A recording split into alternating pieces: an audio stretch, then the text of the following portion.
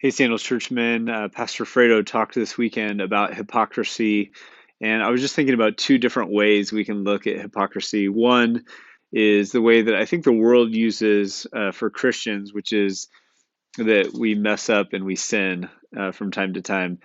And so, yeah, certainly we're hypocrites. Like, as a father, I know what the ideal is and I fall short, and I preach what the ideal is and I fall short.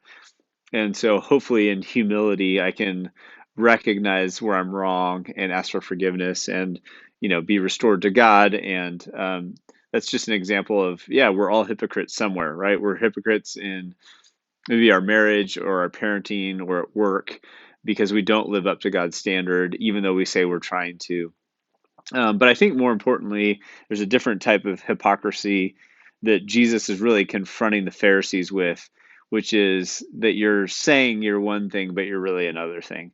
And I think that's where we have to be really careful as men when we try and project an image that's not true about us. We're trying to maybe puff ourselves up and make it seem like we're more successful than we are, or that we have a different type of job than we actually have, or we're a better husband or father than we actually are when we're sort of pretending to be a Christian, but we're not really following Jesus.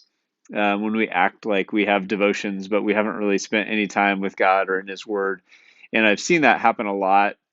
And there's been seasons of my life where I think that was more true than it is now. Certainly, I still sin regularly, but over time and being at Sandals Church for 20 years, I feel like I've become a version of myself that's true and authentic, where I can give you the real me. And I think that's something that we should strive for because that's when God can work on us. Certainly, I've got a million things I need to work on, but I'm not pretending to be anybody else. I'm learning who I am, and I hope that for you too, that you're able to show this is where I'm actually at. This is who I really am. This is what I need from God. This is what I need from others. And this is what I'm striving to become. And it can come from a genuine place. We don't have to pretend we're more successful or wealthy or more spiritual than we actually are. I mean, those are all the ugliest kind of hypocrisy, that we can, yeah, just allow God to do a transformative work in our hearts and really change who we are from the inside out.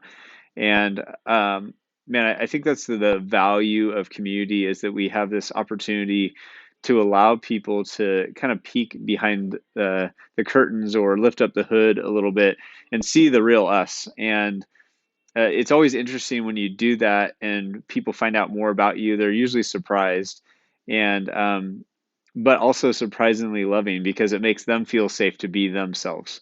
When especially you as leaders, if you're a leader watching this, you don't have to pretend like you have it all together. And one of the reasons you like Sandals Church is because Matt is the kind of pastor who doesn't pretend like he has it all together. He makes following Jesus very attainable.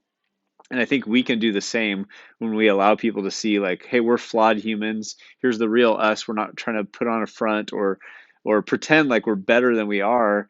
And then it makes following Jesus and being a Christian and being a part of the church very attainable for guys that are very intimidated by that. A lot of men know that they don't measure up, which none of us do. We all know that. But a lot of guys feel like they can't participate because they know they don't measure up, or, well, I'm just not a soft spiritual kind of guy.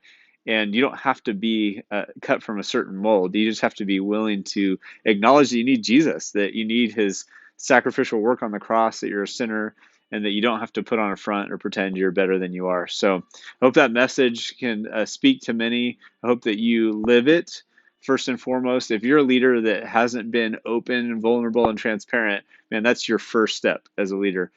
And if you're someone who's attending, man, I want to encourage you to take that step to just open yourself up to other men in your group and allow them to speak truth, love, and just show that they're like you, that you're a regular person who is in need of God's grace. So, love you guys, praying for you. Stay connected to community, whether it's digital or in person. You need it, it's important. And be praying for you this week. God bless.